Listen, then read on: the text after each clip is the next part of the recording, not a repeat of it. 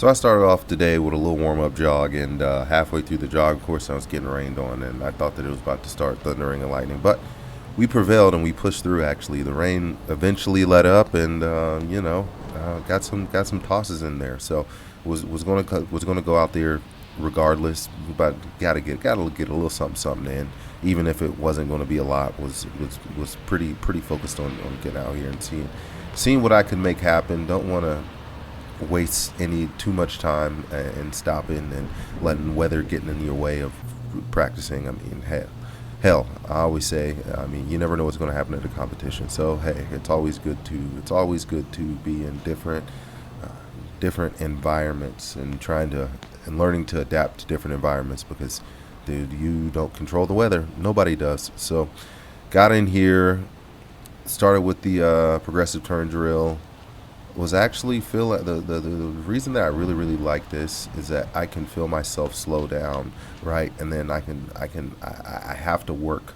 I feel the force of me pushing with my legs and me grinding the hammer in with my legs, uh, and working the ball as well as I can over the legs. Whereas sometimes I don't feel that sensation uh, when I'm doing full throws, so it kind of slows me down. It kind of gets me to think about that. I would like to. I've had practices where I've done this drill, and maybe it wasn't far, but I was putting it down the center every time. I mean, you coming through on number four and then getting blocked and then finishing and finishing and finishing and finishing. That's sort of the muscle memory.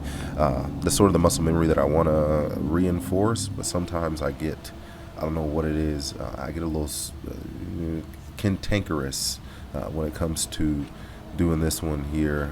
Kind of gotta stay focused on the intention behind the drill here a little bit. So working on that.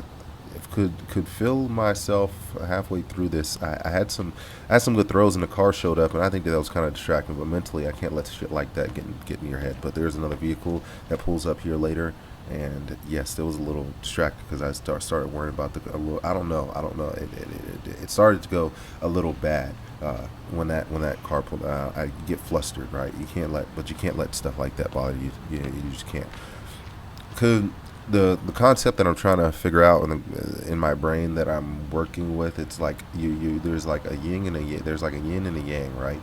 So you're supposed to be back up against the hammer while you're letting the ball do the work. Like there's times throughout the throw where you're reacting to the force versus you're actually the one that's pushing the force. And the biggest thing that I'm thinking about as far as that goes is when to try to make that ball's orbit rise. So a coach always told me is that there's three things that determine the distance of a hammer throw. That's speed of release, angle release, and height of release. I believe those are the three. If that's not right, then close enough. But those three things determine how far the hammer goes essentially.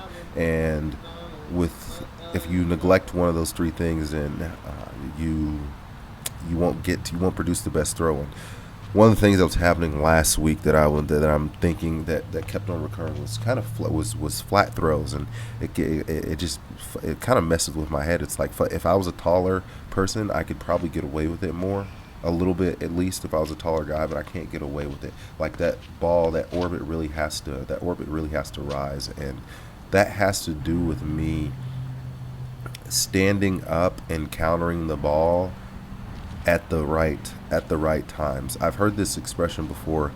It's called hanging on the hammer. You're supposed to be hanging on it, and that's sort of the after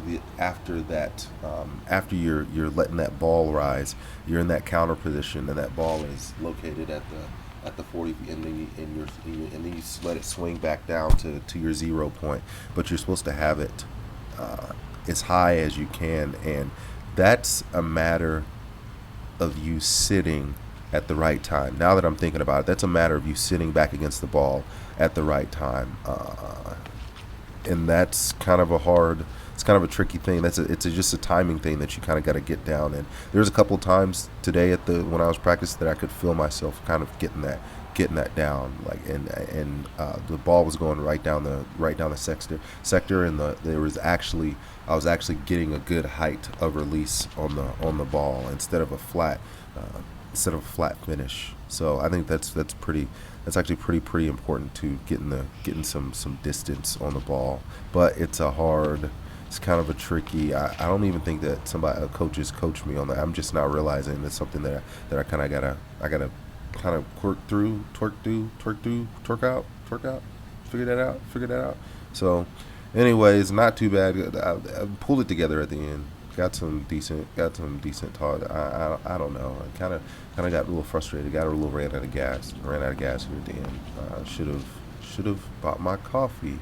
Should have drank my morning coffee, but was trying something different.